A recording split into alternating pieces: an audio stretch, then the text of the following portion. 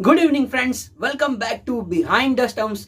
तो आज का जो हमारा विषय है वो विषय बहुत ही इंटरेस्टिंग है। छोटा सा वीडियो बनने वाला है और मेरी उम्मीद यही है कि आपको ये वीडियो बहुत पसंद आएगा। तो दोस्तों, आज का विषय जो मेरा ये है कि क्यों IPL Indian Premier League world की सबसे नंबर 1 T20 लीग है और हर किसी को क्यों ये लोकप्रिय है, सबको पसंद क्यों है, सबका लोकप्रिय T20 लीग है आईपीएल, और क्यों हर कोई खिलाड़ी इसे मिस नहीं करना चाहता, जरूर आईपीएल खेलना चाहता है, चाहे वो अनकैप इंडियन प्लेयर हो या फिर हमारे भारतीय सुपरस्टार खिलाड़ी हो या फिर ओवरसीज स्टार प्लेयर्स हो।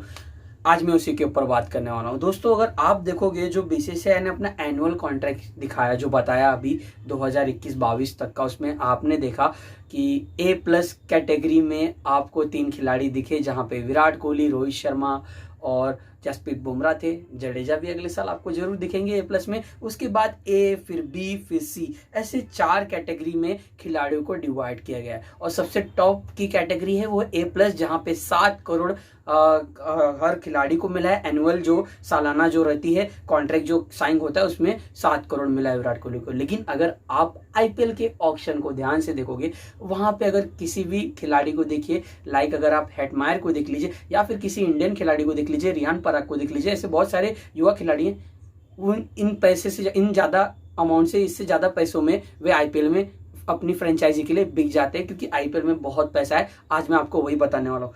दोस्तों देखिए, आईपीएल में ना प्लेयर की कमाई बहुत ज्यादा है, अगर आप ध्यान से देखोगे। क्यों? क्योंकि यहाँ पे अगर आप देखोगे ना, तो जितने में जो खिलाड़ी ऑक्शन में बिकता है ना, वो उसकी सैलरी होती है उस साल की, और उसमें से टैक्स कट के वो पैसा उसे मिलता है। इन लाइक जैसे कोई खिलाड़ी, जैसे आप देख लीजिए 10 करोड़ 75 लाख में लॉर्ड ठाकुर गए दिल्ली में, तो टैक्स कट के फिर पूरा पैसा उनका, तो वो सारा पैसा उन्हीं का होगा। तो ये सैलरी हुई उनकी। अगर इसके बाद अगर हम देखें ना दोस्तों, तो ये जो मेगा ऑक्शन होता है नहीं, 3 साल के अंदर होता है, तो रिटेंशन जो होता है ना, अगर ऑक्शन हुआ तो अब 3 साल बाद अगला ऑक्शन होगा, तो ये 3 साल तक जो खिलाड़ी उसी टीम में रहेगा। यानी कि अगर आपको मैं एग्जाम्पल यहाँ पे दे दूं, तो ईशान किशन जो सबसे महंगे खिलाड़ी थे इस ऑक्शन के, 15 करोड़ 25 लाख में ये खिलाड़ी बिका एमआई के लिए। तो एमआई के लिए जब खेलेंगे ना, तो इस साल तो 15 करोड़ उनके हुए 25 लाख, लेकिन अगले सीजन भी यही उनकी प्राइस होगी, सैलरी होगी। जब अगला एडिशन 2023 का शुरू होगा, ऐसे 3 साल बाद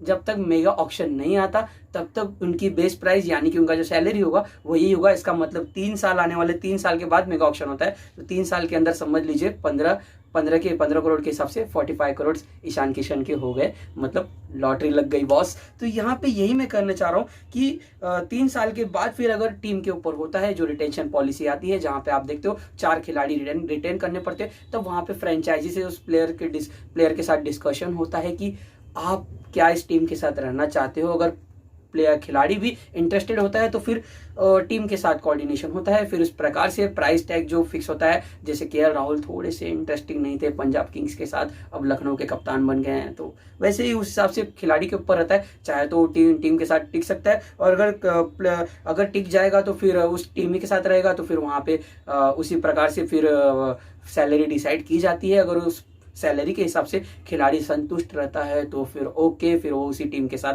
खेलेगा। आगे भी नहीं रहा तो फिर टीम को दूसरी टीम को ढूंढता है और फिर अगली फ्रेंचाइजी के पास जाता है। लेकिन अगर यहाँ पे मिड सीजन में खिलाड़ी अगर नहीं फिट हुआ, यानी कि इंजर्ड हो गया, तो फिर उनके सैलरी में से डिडक्ट होता है पैसा, क्योंकि बहुत से फ्रेंचाइजी का थोड़ा सा रूल्स एंड लॉ होता है, जहाँ पे कुछ टीमें ऐसी हैं जो फुल पेड करती हैं आफ्टर एंड आईपीएल, कुछ लोग होते हैं जो एडवांस देते हैं, कुछ लोग, सबका अलग अलग रहता है, तो उस हिसाब से चलता है। लेकिन अगर आप पूरे सीजन में नहीं हो, आप बीच में इंजर्ड हुए, तो उसके हिसाब से अमाउंट भी डिडक्ट होता है। तो यहाँ पे ये भी मैटर करता है। और मैचेस की तो अलग प्राइस मिलती है, जैसे कार्बन का, जैसे आप देख लीजिए सुपर स्ट्राइकर, ऐसे बहुत सारे आप कैचेस भी पकड़ते हो, उसके भी प्राइस होते हैं। तो यहाँ पे बहुत सारे चलते हैं, मैन ऑफ द मैच आप देख लीजिए, गेम चेंजर, ड्रीम 11, तो ऐसे बहुत सारे प्राइस मिलते हैं, वो अलग होता है। फिर स्पॉन्सरशिप, अगर आप स्टार खिलाड़ी हो लाइक कोहली, रोहित शर्मा जैसे, तो अगर आप स्पॉन्सरशिप किसी ऐड कर रहे हो तो उसका भी पैसा आपको अलग मिलता है। तो यहाँ पे मेरे कहने का मतलब यही था कि इंटरनेशनल क्रिकेट से ज़्यादा पैसा आपको आईपीएल में मिलता है, तो इसीलिए हर खिलाड़ी ना आईपीएल खेलना चाहता है और उसे एंजॉय करना चाहता है, क्योंकि यहाँ पे आपको पैसा बहुत मिलता है। और जो मैंने आपको बताया, ईशान किशन समझ लीजिए, आप अभी कुछ बताने की जरूरत नहीं है। शिखर धवन, आप लॉर्ड ठाकुर को देख लीजिए, आप हर्षल पटेल को देख लीजिए, 3 सीजन ये अपनी टीमों के लिए खेलेंगे और वहाँ पे हर सीजन उनका बेस्ट प्राइस वही होगा जितने में वो बिके हैं। तो दोस्तों ये तो था मेरा आज का वीडियो। उम्मीद यही है कि वीडियो आपको बहुत पसंद आया होगा। तो वीडियो पसंद आया होगा तो प्लीज इस वीडियो को जरूर लाइक कीजिए, वीडियो को शेयर भी कीजिए अपने दोस्तों के साथ, और प्लीज बिहाइंड द स्टंप्स को सब्सक्राइब करना मत भूलिए, नोटिफिकेशन की घंटी पे क्लिक कर दीजिए दोस्तों। जय हिंद।